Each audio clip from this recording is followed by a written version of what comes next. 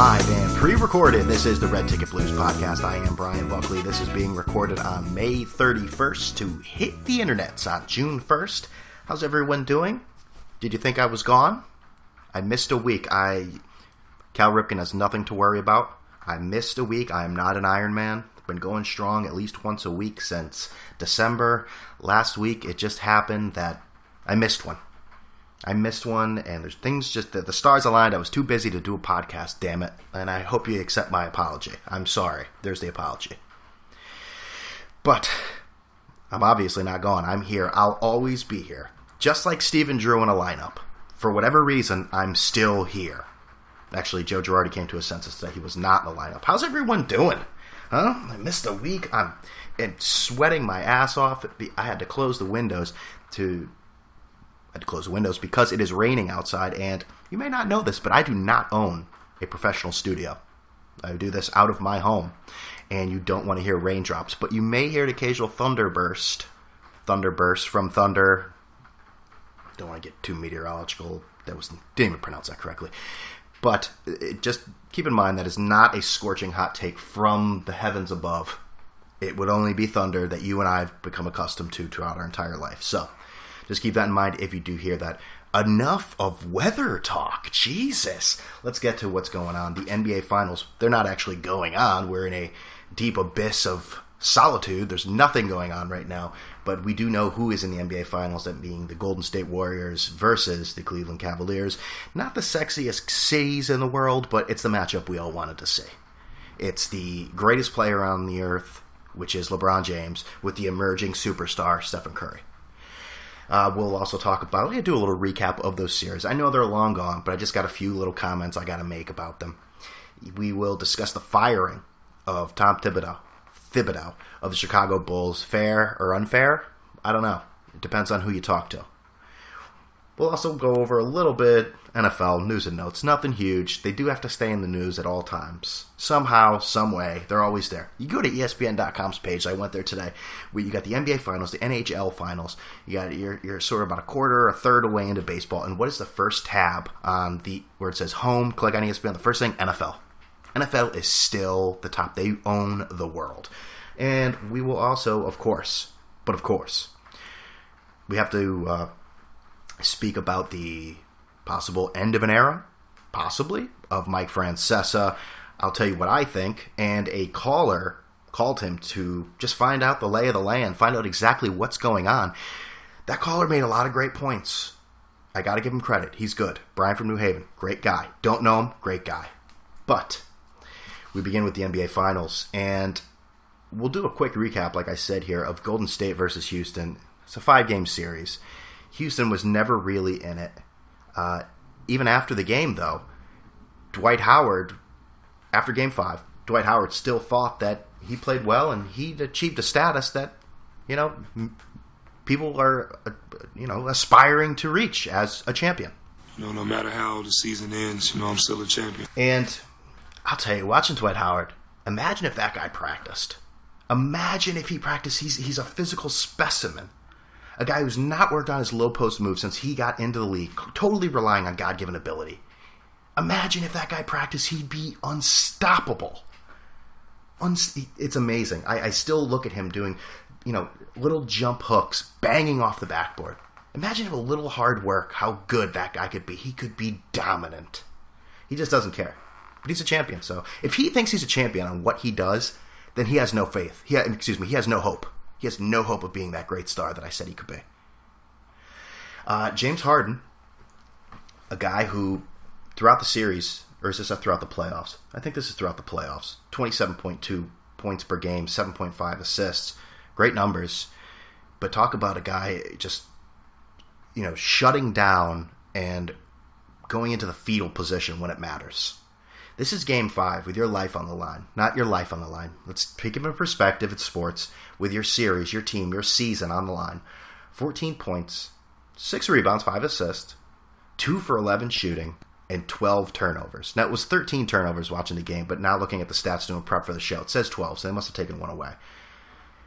I don't know what to get more upset about. What is more concerning? The 12 turnovers, or the fact that an MVP candidate in an elimination game shot the ball only 11 times. 11 times. Listen, 2 for 11. It's quite apparent that you're not having a good night when you're missing 9 of the shots that you take. But you only attempted 11. With your season on the line, I'll give you credit if you keep shooting. You're a shooter. You're a scorer. That's what you do. He was outscored by Trevor Ariza, Jason Terry, Corey Brewer. Those 3 guys scored more points than James Harden in Game 5.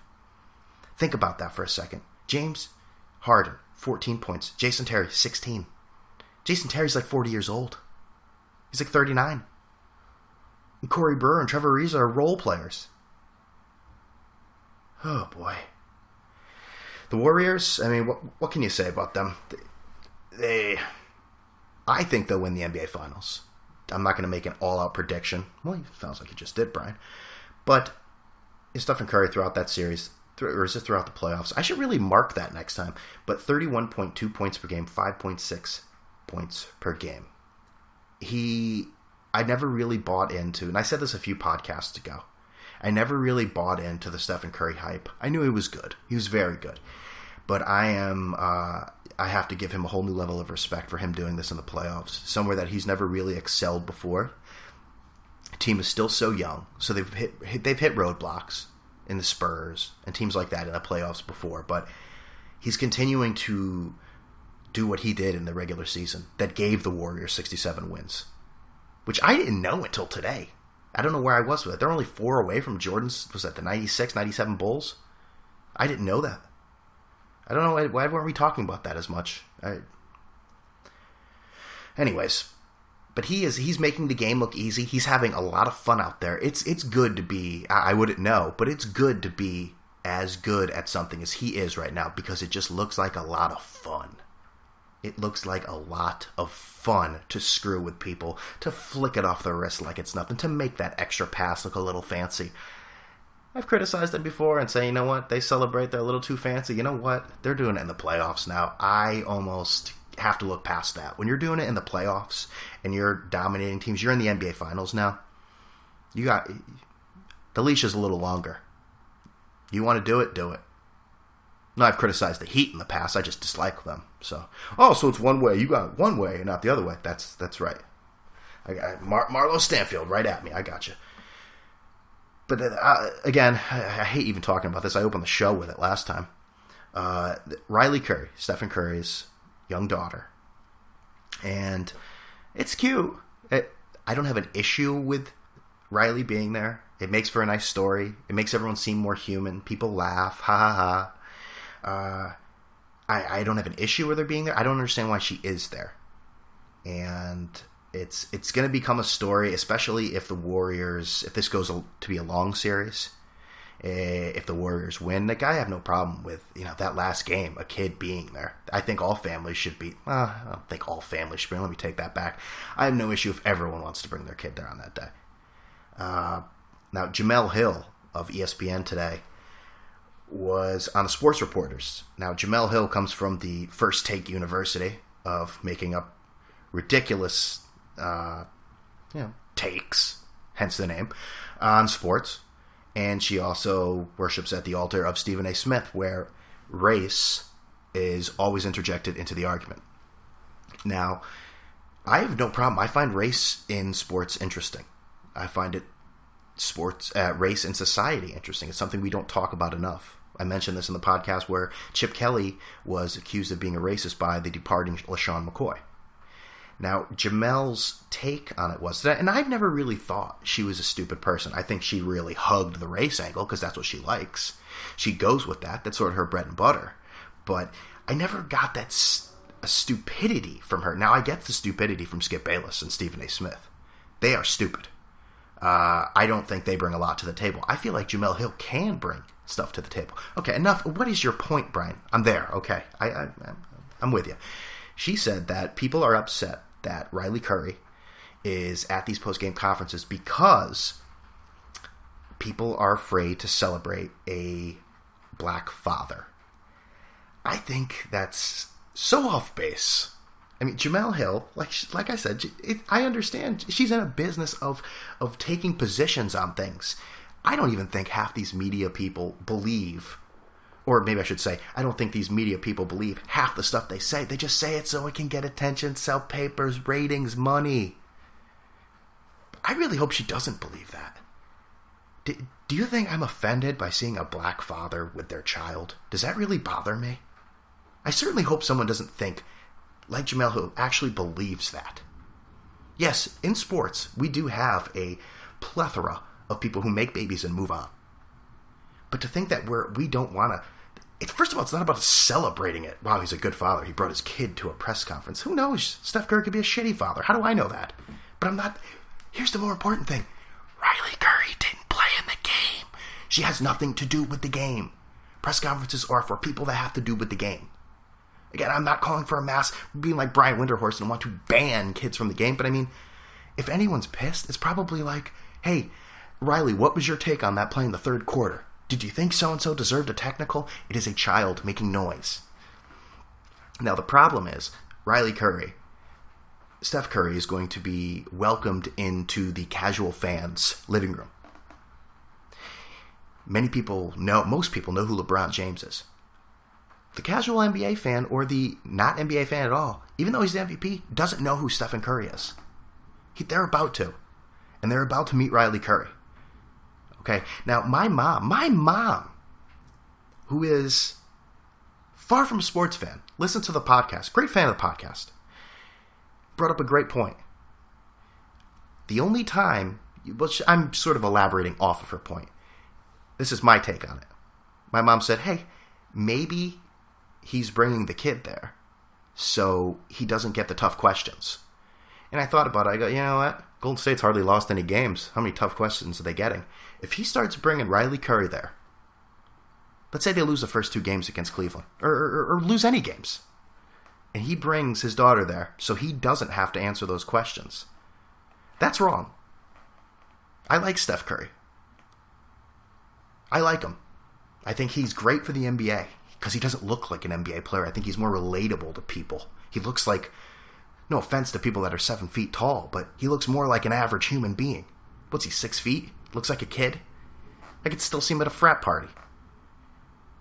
But if he brings Riley Curry, his daughter, his lovely daughter, who we all find funny, and it's going to get old, very old, to a game that he loses, I got a problem with that. I'm on record. I got a problem with that. All right, so let's move on, because I don't want to be like the rest of the media. Yes, my brethren in the media, in the spotlight. I don't want to talk about Riley Curry anymore. Good luck. I hope she does great in preschool, all that. Klay Thompson, Curry's counterpart in the Splash Brothers, Need in the Head by Trevor Ariza. Now, I just saw him on the TV at the Oakland Athletics game. He was doing well. He's pounding some nachos. Coach Steve Kerr, the Golden State Warriors, expects him to be back. And I found it funny how it was pretty obvious he took a major shot to the knee. He was sent back into the locker room. They said he didn't need a concussion test. No shit, really? I think he did. Because when he came back out on the court, he started bleeding from the ear. Now, this is a sport that we really don't... They take concussions seriously, but it doesn't get the spotlight that the NFL does because of a massive lawsuit last year. He didn't even get one. That's insane to me. And no one even mentioned it. I think Mike Breen said after he saw the blood come, it looks like blood coming out of Klay Thompson's ear. It seems to have re-aggravated some sort of cut there. Oh, a cut? Really? How about the fact his brain rattled around? His father drove him home, and because he had trouble driving, vomited several times, but he didn't need a concussion test whatsoever. Okay, this heat in this room is starting to get to me. I'm sweating now. It was for the ladies. Imagine me sweating. That's hot, maybe. The other people in this series that I like, for the Warriors that are big, Draymond Green, I like him. He's an energy guy. He's from the school of I've never committed a foul in my life, which is a very, very large school in the NBA. You could punch a guy in the head and they'd still give the absolutely bewildered look to the referee afterwards. And I also like Harrison Barnes. I think he's a guy that could really make a difference. He's another high-energy guy. He's a pest. He's always seemed to be there. It seems like sometimes he's just moving in slow motion. Not Josh Smith slow motion, and he just sort of explodes. He has that explosiveness that you really don't see or expect, I should say. That could be big. Now, the Cavs-Hawks series, this podcast may be a long one. Jeez, we're 15 minutes in. I haven't even moved on. Cavs-Hawks, I mean, the Hawks win 60 games this year. They were fake. They were fugazi. They lost some guys. Injuries. They just don't have a go-to guy. And people, I think that was what drew them. A lot of fans flocked to them because they didn't have that go-to guy. They were all about the team. But in the NBA, you need a dominant player. You need a scorer. You need a leader to take over, to give the ball to at the end of a game. And Jeff Teague ain't that guy for me. Sorry. Now, there's a guy in the Cavs. We all know him. LeBron James. LeBron James. I don't really want to talk about that series because it was a disappointment. I thought the Hawks would put up a little more of a fight, but they didn't.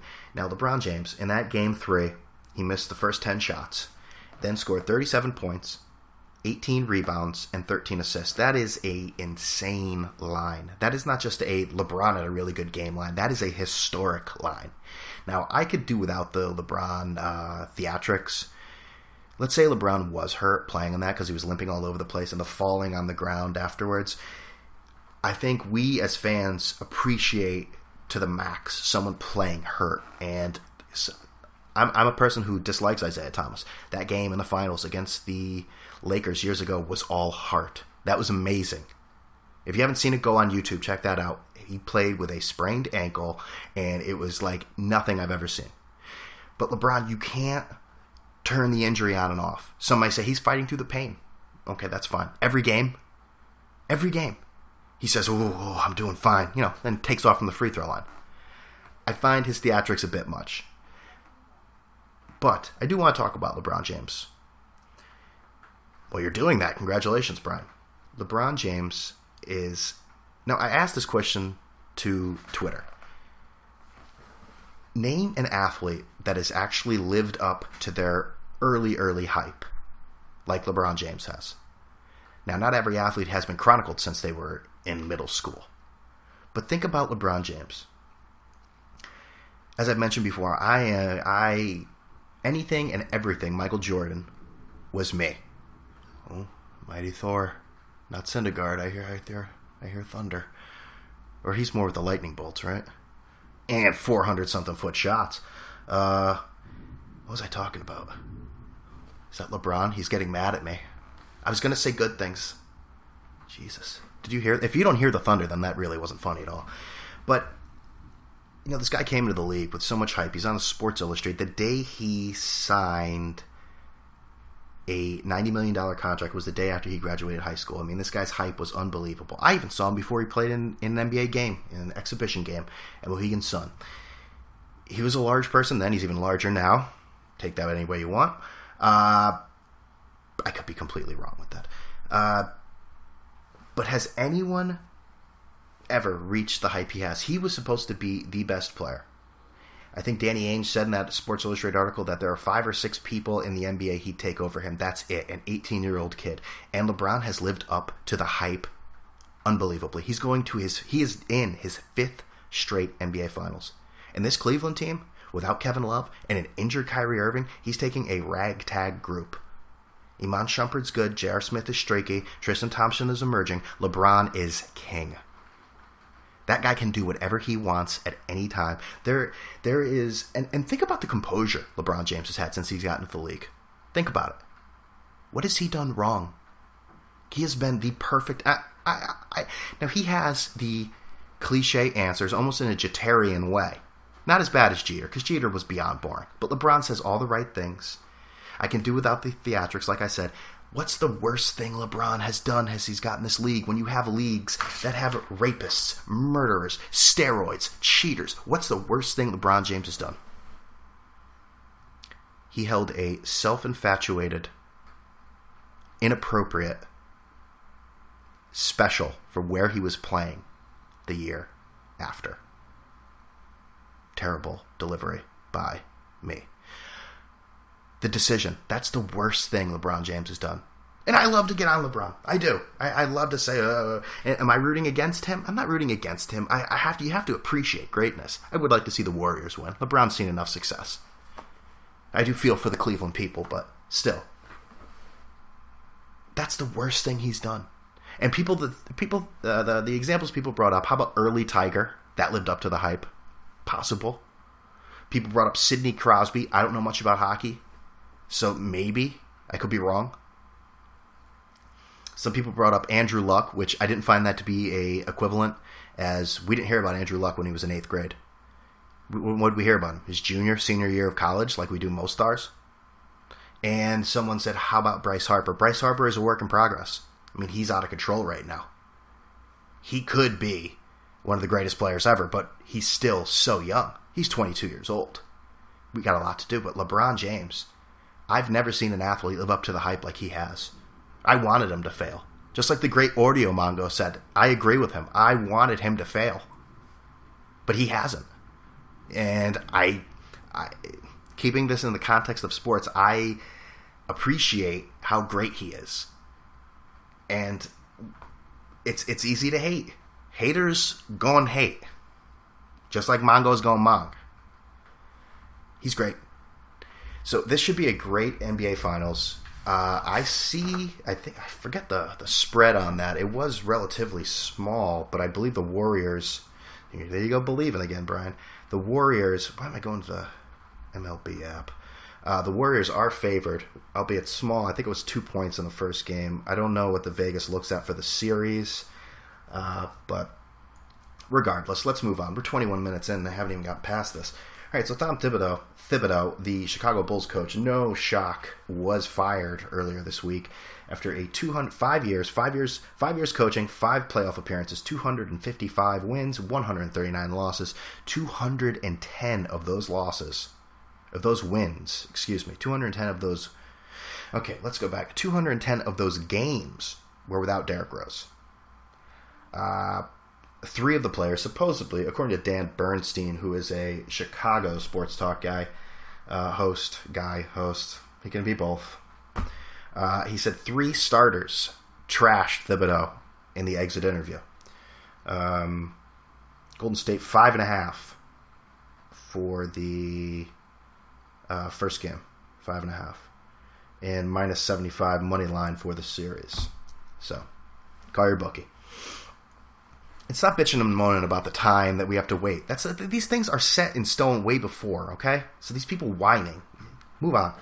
The team's release was a scathing a scathing, what's the word I'm looking for? I don't know.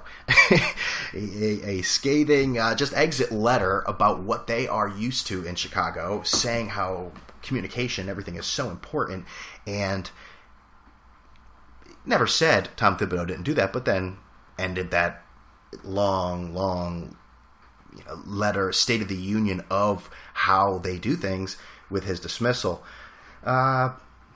I don't know what to say about Tom Thibodeau. I'm not a player there. Sorry, Tom. He successful coach. I think a lot of the old school players look at it and say, these guys are a bunch of pansies because Thibodeau works them into the ground and they are injured. I mean, he's gotten blood from a stone from some of these teams with all the injuries that they've had to go through. Like I said, with the stats on Rose not being there half the time. But I think it's also important to know that for Tom Thibodeau that you have to evolve in this NBA that we are in now. You know why the Spurs have been successful? Greg Popovich knows how to play his players. That's why in some games, he just doesn't play guys. He'll take off half the team, will sit. He knows these guys are older and they need rest. He knows an 82-game schedule is grueling. Excuse me. It's like the Mike Francesa Diet Coke burp there. Just a coffee burp, though. What do they do? What does he do? Now, we already know what they've done. They've hired Fred Hoiberg. That'll probably bring a more high-paced offense because watching the Bulls play their brand of half-court offense is it's a bit antiquated almost in this day and age in the NBA. It's boring. It's a struggle, especially with these guys playing on one leg half the time. I don't know what. I think Tom Thibodeau, he's obviously going to get another chance. If he brings this same style to now many thought he would be going to the New Orleans Pelicans, but they've hired Alvin Gentry. Maybe Thibodeau will just sit out this year and collect his $9.5 million that the Bulls have to pay him. Going forward, though, I don't know. Oh, and I also, excuse me, let's backtrack a little bit. I think the Bulls are in a better... do I want to say the Bulls are in a better place now with Fred Hoiberg? We'll see. After a year, we'll know. Oh, wow, hot take, Brian. But Kevin Love, who is, we all know, is not playing in this NBA Finals. He injured his shoulder in the Celtics series. Now, he could be a possible free agent this year, and many have said, we don't know what he's doing. He has 1 year left on his contract, but he can opt out on June 30th and become a free agent. There's something about Kevin Love I don't like. I think he is a me player. He's playing with LeBron James. His team is in the finals. Now, he's probably a little butthurt that he's not there, that team is in the NBA Finals, and for the majority of the finals, they did it without him. I'm sure the Cavs can see that as well. They did it without him. Now, there are rumors he may go to Portland, or even more so, the Los Angeles Lakers. Now, if he does that, he's all about himself. He's all about his numbers, not team numbers. He's almost all about everything Kevin Love. Kind of like Dwight Howard is everything Dwight Howard. I just hope... Now, this brings me back to, if Kevin Love doesn't get the same shit Dwight Howard does, I'll jump on the bus with Jemele Hill. You want to throw a racial thing into that? I'll buy that one. Because I think Kevin Love is a self-centered guy. He wanted to be the man. He didn't like the ball rotation in Cleveland. You were the man in Minnesota. You forced a trade. And here you are in a perfect situation. You want to leave? Screw you, Kevin Love. CBS Sports. Okay, so we touched on that. Sorry, I just hit the microphone there. We touched on that. We touched on Tom Thibodeau. We're going to touch on the NFL. Prince Shemlu, which we have to be honest, I've never heard of before in my life. Before this, Atlanta Falcons. I don't even know what position he plays. But he killed his ex-girlfriend's dog. He's charged with felony cruelty to an animal. Can't read my own writing. Felony cruelty to animals. Yeah. Oh, cut. That's the word. He was also cut. What's with the Falcons and people killing dogs? Is that a thing? Is that Arthur Blank's culture? Please boycott the Falcons now. I'm just kidding. He hasn't turned himself in yet. I don't know if this is going to be some sort of OJ thing, but I certainly hope not. Actually, who am I shitting? It'd be great. On the freeway, getting away from his dog. Well, he killed the dog. It's not his dog. Get your facts straight, Brian. And Johnny Manziel today was at a golf tournament and was being harassed by a fan who wanted an autograph for over an hour. Manziel threw a water bottle at him, and that was the top story on the NFL page on ESPN.com. The NFL is desperately trying to stay in the news right now. The draft is done. The players are getting accustomed to each other at OTAs.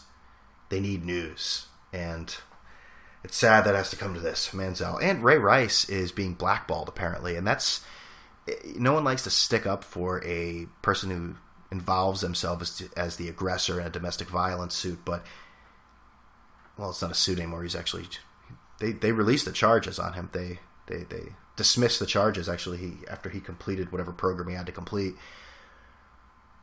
Now I gotta choose my words carefully here because I don't want to be accused of being a Ray Rice or domestic abuse sympathizer. I don't want to be accused of being Stephen A. Smith.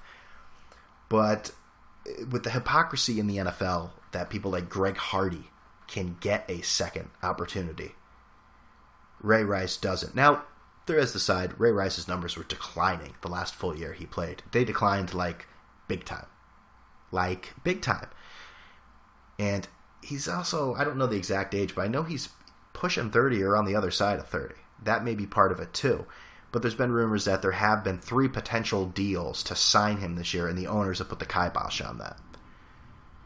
I think that Ray Rice does deserve another shot. If we're going to give other people... Listen, if you want to ban every domestic abuse person, go for it. I'll co-sign on it. These guys need to know their responsibilities. It is a privilege, not a right, to play in the NFL. But there are plenty of other bad people getting second shots. And Ray Rice, because his incident was the first, he is the poster boy. Fair or unfair, he is the poster boy of the problems in the NFL. That video will be his... That will be his legacy, whether he likes it or not. Regardless if he gets another job, that will be his legacy. Now, we end the podcast, and this one's a little longer than normal. We're at 30-something minutes here. We end the podcast with the great... I actually met Secretariat. Godfather of sports radio, Mike Francesa, has issued a salvo, so to speak. I guess it's kind of a salvo. A subtle salvo, if you will. That he sees retirement. He sees it. It is no longer in the horizon. It is in his vision. His vision... Right now, he sees it. He even knows the date. He won't tell anyone. But he knows the date. And there was a caller, me, and I called Mike because he was dropping the subtle hints. He's like a little kid where I just want to tell you this, but I'm not going to say it straight out. Or he's like a woman where they want things, and they don't want to tell you exactly what. They want you to ask. So I was the man in the relationship with Mike to Brian in New Haven. What's up, Brian? Hey, Mike, how are you? Good, what's happening? Happy Memorial Day to you and everyone. What's happening? I mean, I'll be honest, I wanted to talk quickly about the Rockets. Yeah, go ahead. Go ahead. But the real reason I'm calling is I think I'm calling on behalf of the millions of people listening and watching. It's this retirement talk. We know. That's not. You don't have to worry about that today. It's not for today. But go ahead. It's a holiday. It's a holiday. You're dropping a lot of subtle hints and you're worrying a lot of people. Listen, you have nothing to worry about. You know that really. It's not. And listen, I appreciate. Anyone would appreciate to hear that. I thank you for that. That's not the point of it. You can't keep us in limbo like this. I can't. But I have to right now for obvious reasons. I have to. There's issues here. There's issues. And that's. I would like to say more, but there's issues here right now. Right, the listeners and the viewers can definitely pick up on that. Yeah, there's issues. I'm going to be honest. There's issues. I'm not going to be. I'm going to be honest. Listen. You've never heard this out of me in 30 years. You've never once heard me ever. I've never have been someone who's had I've never had a contract dispute, and this is not a contract dispute. There's no money issues here. There's no contract dispute in that way. It's just It seems to be more day-to-day operations. It's a meeting of the mind. Sometimes you and your team go in different directions. That's all, and it's just that, and you feel that, and you just know that. And we're in we're in different places right now. We're on different roads, and the two may never meet again. So it's just like that kind of situation. So those things happen in life. I mean, I haven't had a lot of this. I've never had a dispute with the company in 30 years in any way. I've never had a contract dispute. I had never even dusted off my contracts for 20 years because I had never had any reason to. So, I'm not going to tell you things are good. They're not. They're not good. I'm being honest, but I can't be more specific right now. I can't. I'm not going to paint you a picture that things are good because they're not good. They're not good. So, but I have nothing more to say about it right now. Will we experience a 2015 NFL season with you? Yes. Okay. I'd be surprised if, I would say most likely. How's that? Most likely. How's that? I'm worried. I wouldn't say 100%, but I'd say most likely. What else do you want to talk about?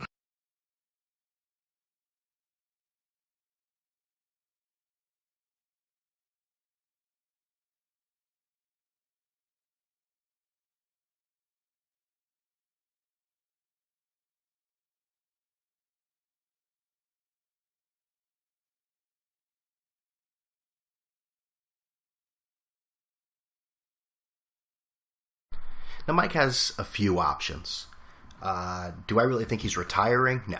I'm going to have to side with New York Daily News columnist who loves to trash Francesa at any moment, Bob Raceman. And there's the Post version, Phil Mushnick, who's just sort of a joke. Raceman, less of a joke, but still a joke. Excuse me. I don't think he's retiring. He's pissed off at WFA, and it could be a myriad of reasons. He says it's not about money. But there is an old Francesa quote that he always likes to use that he took from Dick Young, or he quotes Dick Young when he says, when they say it's not about money, it's always about money. I don't think it's about money here. Mike has a contract. He seems like a guy that would throw a major hissy fit, like many do, at the negotiating table, but I don't think he's Darrelle Revis-like where he's not honoring his contract and he wants to get out of it.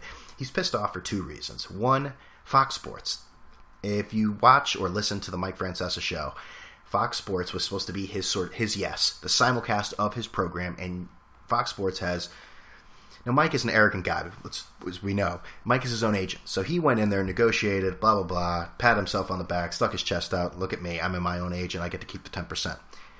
Fox Sports has preempted him with soccer, NASCAR, UFC weigh-ins. Mike's on, not so much. Mike's off, more so. So he's not happy about that. And he started off saying, I'll work on it, then I can't talk about it. Now he basically just doesn't give a shit anymore. And he says how terrible it is, and has sort of in the same sense trashed Fox Sports and WFAN at the same time. And it's also known that it's reported that WFAN bigwigs, Suits at CBS and Francesa are not speaking. And the other issue at WFAN is the morning show, the Boomer and Carton program. And they are becoming quite popular. Why? I don't know. I'm not a fan of the show. I find it quite... The Craig Carton's just too much for me. The guy is very successful at what he does. I know some people find him funny. I can't take that guy. He tries way too hard. His shticks are too long, and I don't buy it. I don't buy him. And I get you have to have a persona on the radio. I can't take it with him. They have become quite popular. They're now on the CBS. They're simulcast on the CBS Sports Network, and they'd like to take lots of shots at Mike. And it's pretty clear that WFAN is not reprimanding them, and they are allowing that. And Mike has never played second fiddle to anyone. Just ask him. He's been doing it a long time. He doesn't like this, and I think the fact that he is not getting his way, he is not being protected by management, has started this daily rant almost, against the powers that be, says they're running the place into the ground. I don't want to live in a world where Boomer and Carton Show run WFAN either. So I do have to... Do I really want to side with Mike, a blowhard who is all about himself? I guess if I have to choose one, it's going to be Francesa over Boomer and Carton. But it's not that sort of, you pick, is it me or him or, one of us goes. I think this story is going to quiet down a lot because we have the songless summer, the endless summer where Mike goes on vacation, which no other person in any profession is allowed to do this, maybe teachers, but Mike just doesn't work. He then comes back, gets calls from people that complain that he doesn't work. He then tells them how hard he works, and all is right with the world. So this story will quiet down a little bit, but going forward, who knows? I mean, he did tell us he'll be here for the 2015 football season. I would not be shocked if Mike is trying to get fired almost Costanza-like. He wants to be let out of that contract, and from what Raceman said, it ain't happening. So I think Mike's going to have to basically just go off and get uglier and uglier and uglier. Now, he is on this Wednesday, and it's a few hours before a Yankee game. So he will whine that he's only there for 2 hours. That should be a lot of complaining. That should be very interesting. I'm looking forward to that. I don't know. And a million times he'll tell us how he can't talk about it, then have 5 to 10 minutes why he does talk, of him not talking about it, but talking about it. It's an old Francesa trick. But I don't know if I want to live in that world. A world without Mike. What the hell would I do with my life? I don't know. Scary thought. Remember, you can always listen to the show, Red Ticket Blues podcast, just Red Ticket Blues, at redticketblues.com. You can listen on iTunes, TuneIn Radio, Stitcher, what else? YouTube. And remember to subscribe to all those so you don't have to wait. I will tell you, for the next month or so, you may be getting the podcast on a Monday morning instead of a Tuesday morning due to issues I got going on in my life. You can always follow me at BrianBuck13. So subscribing to the show eliminates the problem of eliminates the idea of, hey, did Brian have a show today? Subscribe.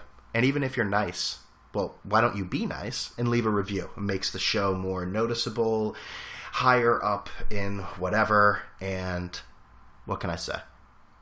I love all of you. I appreciate all of my fans. Everyone who listens to the show, I really do appreciate it.